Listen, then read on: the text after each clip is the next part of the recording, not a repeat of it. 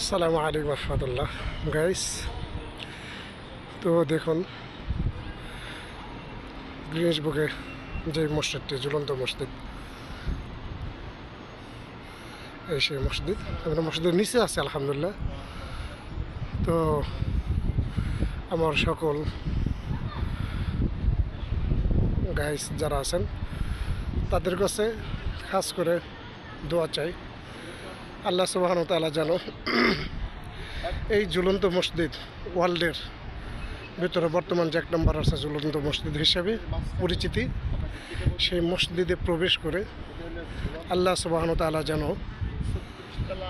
নামাজ পড়ার মতো তৌফিক দান করেন।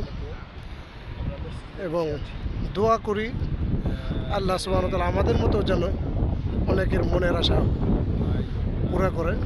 তো এখানে আমার সাথে বিশেষ করে আছে বর্তমান হেরাম শরীফের